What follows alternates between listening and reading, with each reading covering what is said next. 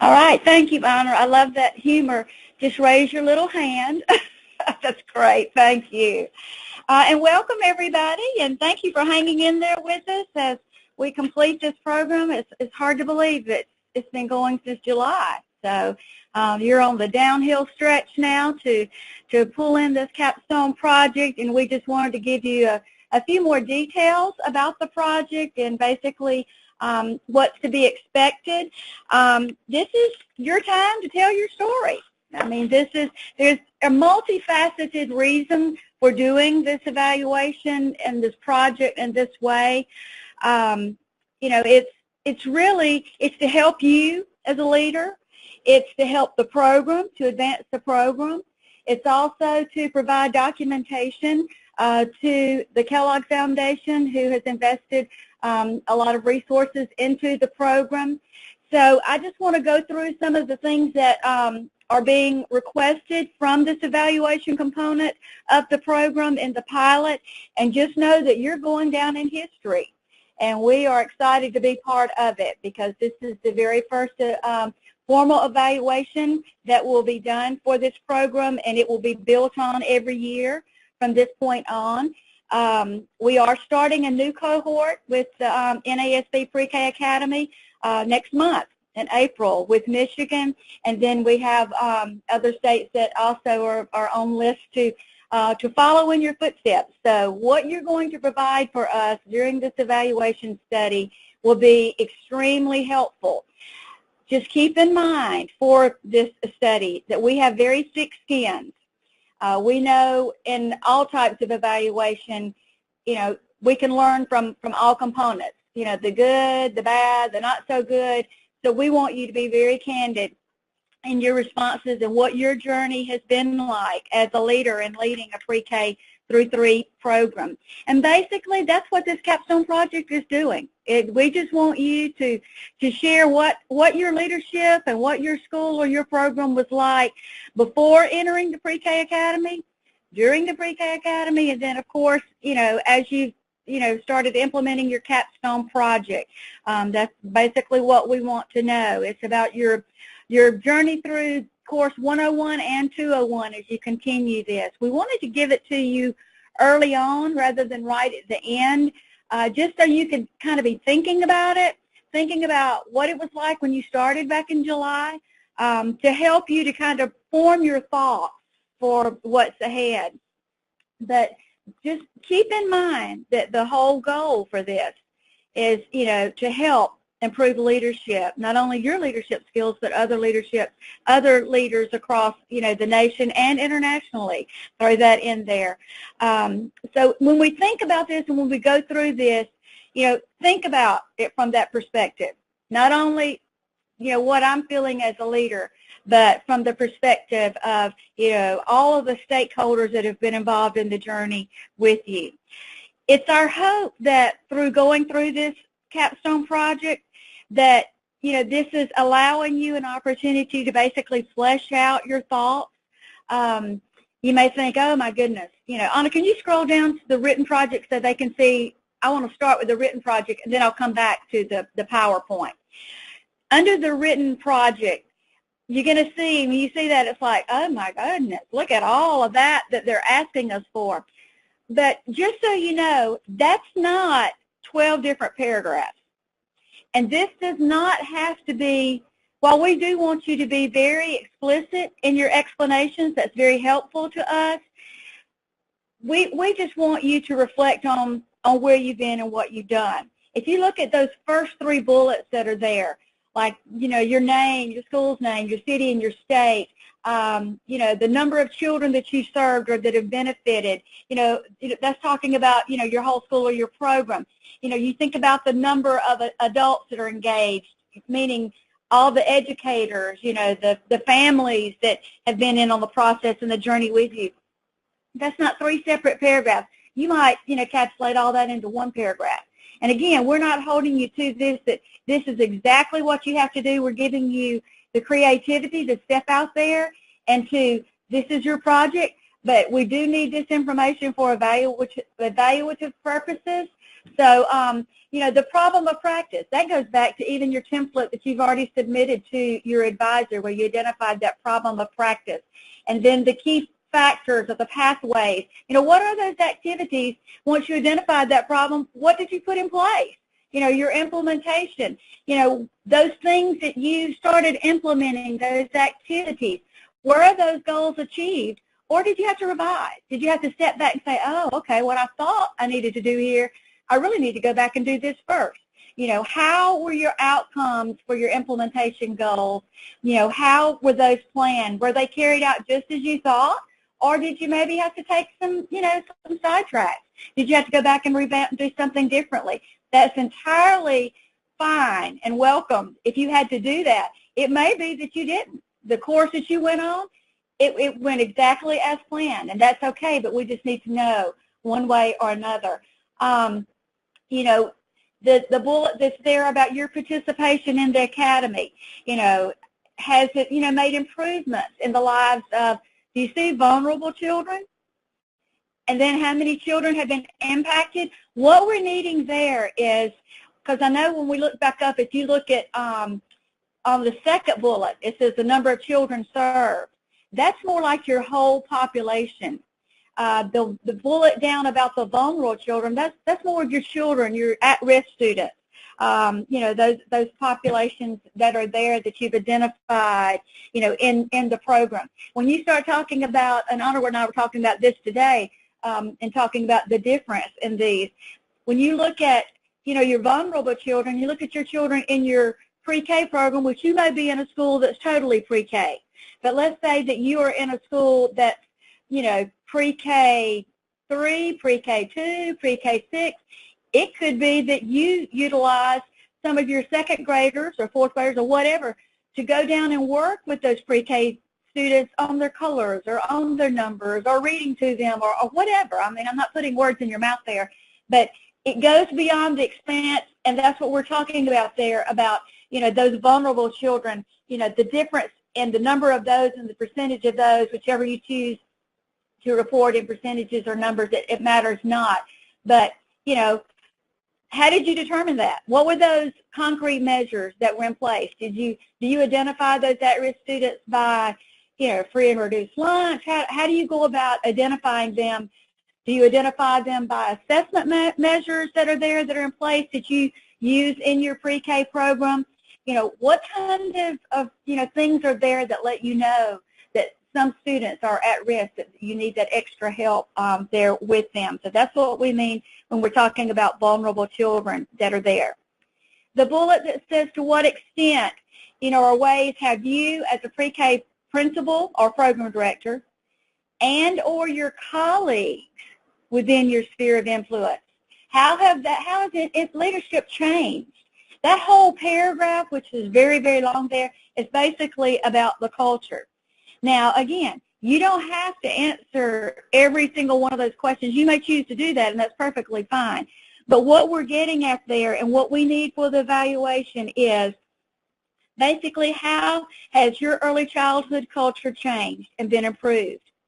Now, when we say beyond, and I said the director or colleague, our thoughts there come from this cohort. They come from conversations with you in these calls, because some of you, while it may be specific to your specific school or program, some of you have had conversations beyond your school. It has transcended over into with other leaders, and if you're in a pre-K or preschool program, to the elementary and how you bridge that gap there. Others have started having this conversation at their district level with other principals and their central office staff. So that's what we're talking about when we reflect on, how have you, had an impact, through, reaching colleagues and expanding this message that's there. So that's what we're talking about there. Also, you'll see something in there about how, has teaching and learning been differentiated, to meet the needs of those vulnerable children and your English language learners that are there in your program, and what your specific demographics are. And again, we just want your story. How has it been different? How have you as a leader, it could be that you've never had those conversations about the powerful impact of pre-K on middle school or secondary or your district as a whole. But as a result of being in this academy, maybe it's opened up those thoughts that, maybe I need to be talking to some of those people. And you may not have had those conversations, and that's okay. But we put all of that in there just to kind of spur some thoughts along your way to try to help you to think about maybe things that you really have done that you may not have realized that you have done. And then the bullet point that you see there, what are the unexpected results, positive and negative, of the program participation? And then the next bullet, that what are challenges encountered, that's one of those that you got 2 bullets that you might choose to, complete this in 1 paragraph. You might talk about, the challenges certainly could be the negative, unexpected results, things that you didn't realize going into this that, have surfaced as a result of being in this. So, that's what we're referring to with those bullets. And then what is your headline story? What we're wanting there is, specifically your story about your participation in the program. How has that changed this year? It could be you might want to tap into sharing a story. And again, we're not talking about something that's 5 pages long. You may be very succinct about this, but just be very descriptive. It may be about a story that you had with a student about the pre-K learning. It may be with teachers and how your conversations and your expectations of teachers and faculty and staff have changed as a result of the program. Maybe it's with other principals. Maybe it's with your central office and your conversations and the need for support, more support. Maybe it's through family engagement, engaging more families into your school, or business and industry. Maybe you had a conversation with your legislator or your, political officials on the local level about support of pre-K work. And again, we're not telling you what to say, but just reflect back on your journey.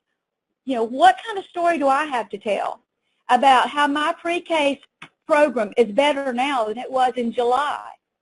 Because that's your story, and that's different. Now, our hope is that this story that you're creating in textual form through being a part of this, that this is allowing you to expand your thoughts, to go back and then to condense all of this into that PowerPoint. And Honor, if you'll go back up to the top with the PowerPoint. This PowerPoint presentation that you're going to have to submit, both of these assignments are due to NASP, and we have that on the bottom of that document that you have. But both of these are due to us by June, that's at the top there, June 4th. The PowerPoint, you will get 5 slides, and we ask you to submit those 5 PowerPoint slides to us, okay? These 5 slides are what we will display during your presentation on June the 19th at the class office. This is where you're going to use these 5 slides to tell your story of everything that you've already written out in that written project. You're just going to condense it. Now, the clincher here is you have 5 minutes. Now, that doesn't mean a minute per slide, because for your title, it's not going to take a minute. That may take 10 seconds to tell that. But you're basically going to, create a creative title for your presentation, to identify what your problem of practice is that you have been working through during your Capstone project. What did you do? How did you do it? That's your implementation. What worked? That's your conclusion, your evaluation. What didn't work? And then, most importantly, is that 5th step that's there, which is next steps. What are you going to do in the future? You've worked through this. You've identified a problem. It's wonderful if you achieved all of your goals. But even if you achieved all of your goals for this problem of practice, do you need to take a deeper dive on this problem of practice? Or perhaps, do you need to choose another competency to work on next academic year? Or is there something that you need to focus more to continue your work in the problem of practice and the competency that you've declared this year? So you'll take 5 minutes to share with the group those 5 areas, and then after your 5 minutes are up, then we're going to, if anybody has any clarifying questions, we're allowing 5 minutes for anybody just to follow up on any questions that you have. It could be that somebody writes down your contact information and they want to have a private conversation with you because something that you shared and something that you did sparks a thought of something that would work for them that they might could adapt. So that's the whole point of this. Now, it's also our hope that you're working through this written project and fleshing out your thoughts and bringing it to a succinct presentation through that PowerPoint, that this is not the end. You can use this in a parent-teacher conference. You can use this in a PTA meeting. You can use this for your civic groups. You can present this to your board. You can use this as a platform to reach out to political officials as well as your community partners to garner future support for your school and for your program.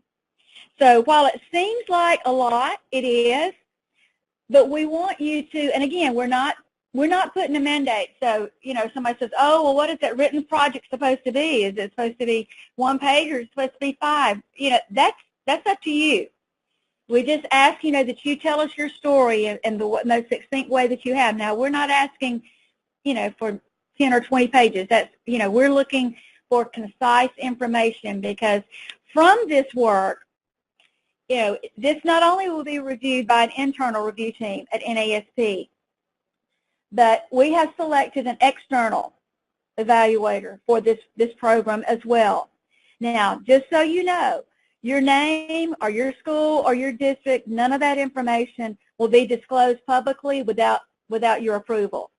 We're looking for leaders in the field that can speak to the program, that can say, this is what worked, to help other people that are out there and advancing their pre-K program. Again, we're asking for your conversation and for you to share that with us. So this goes in a lot of different directions. So that's why it's so important, you know, to move this program forward, that we hear from you, because based on what we hear from you, you know, we're going to be changing just as we have so far along the way to improve this program.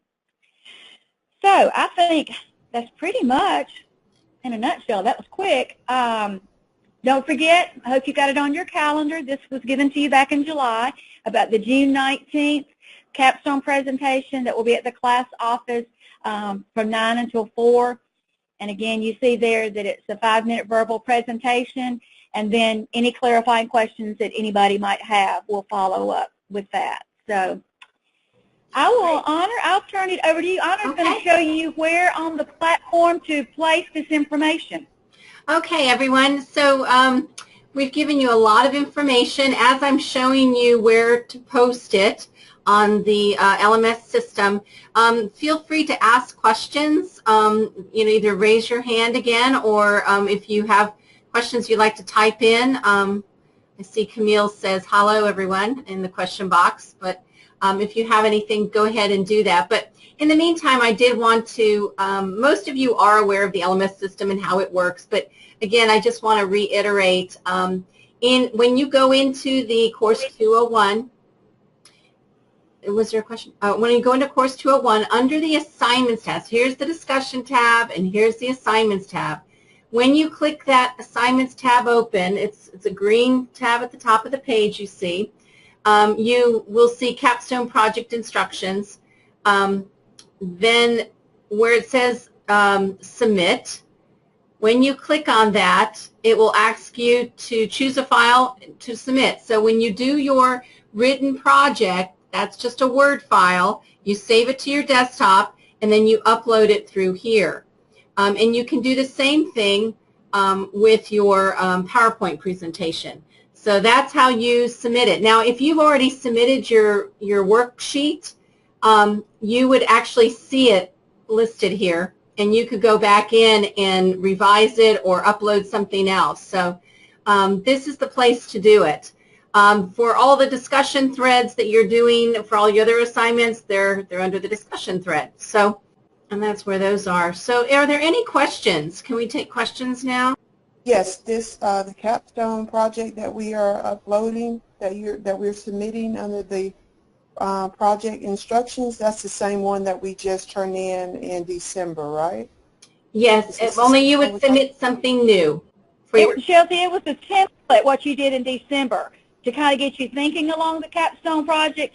This is more fleshed out and more detailed, but yes, it just continues what your original thoughts were. Good question. Anybody else? Oh, here we are. Okay. Jason says, this new LMS system is much better, user-friendly. Yep, I agree. Thank you for sharing that. We appreciate that, Jason. We'll pass it along to the provider.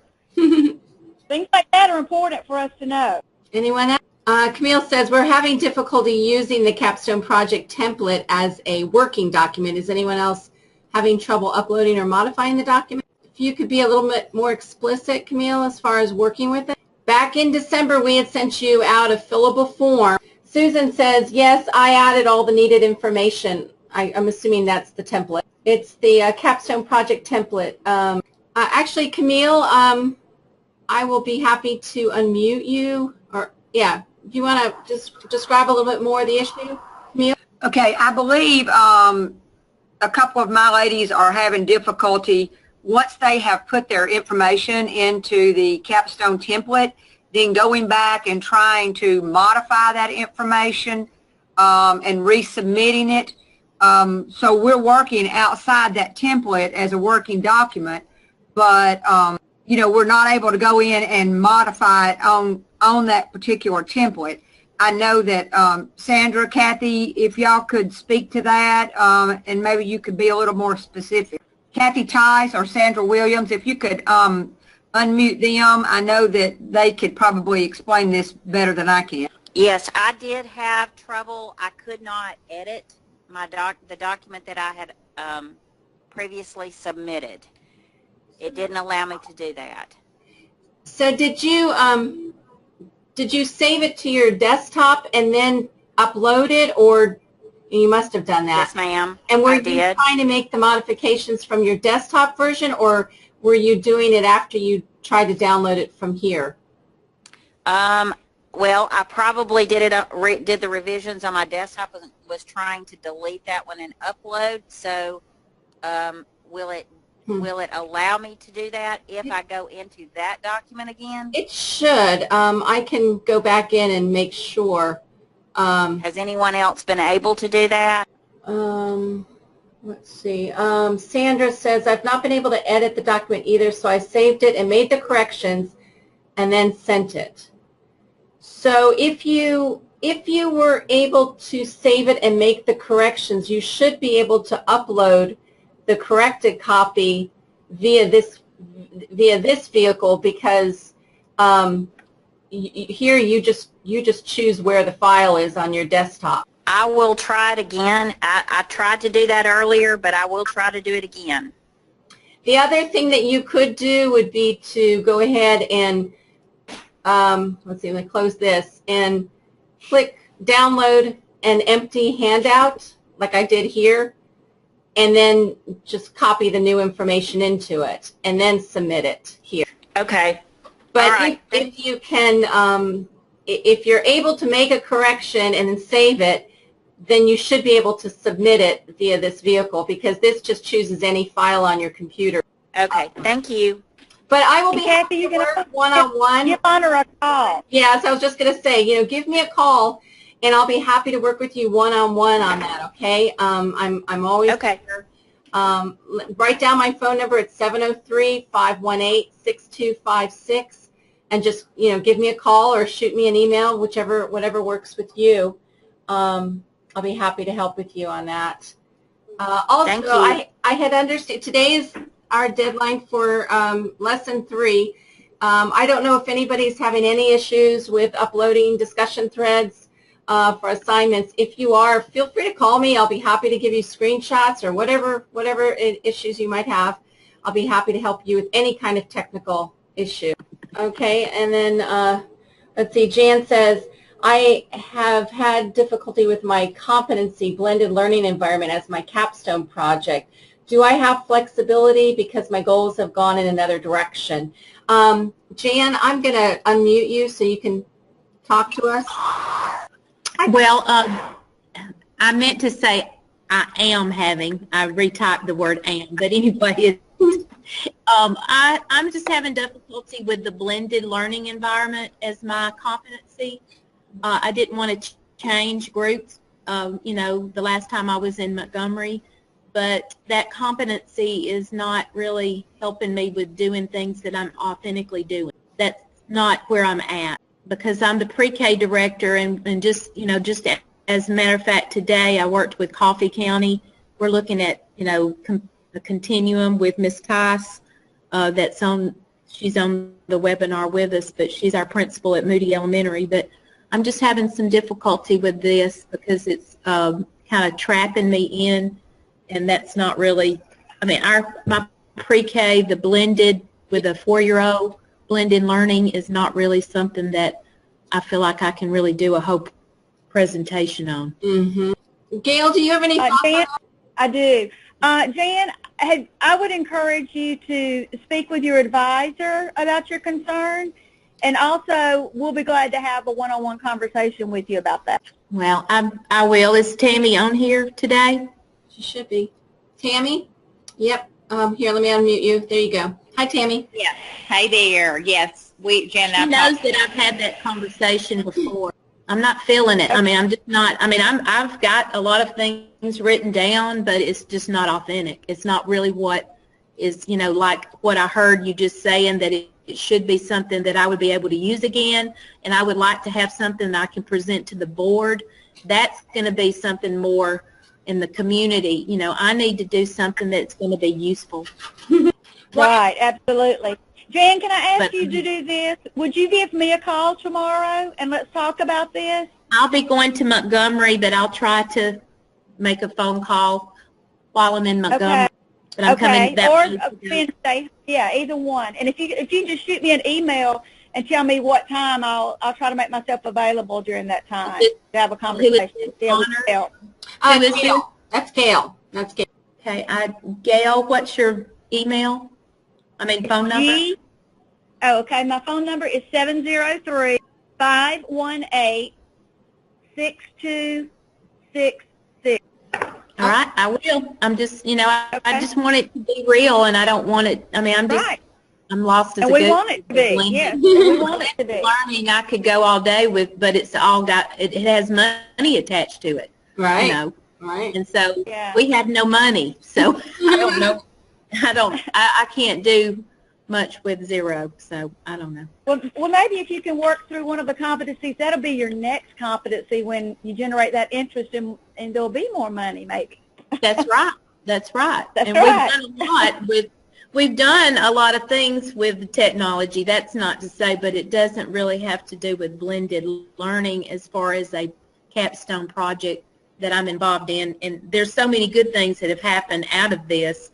I don't feel like I'm able to express what good things have happened from being in this academy.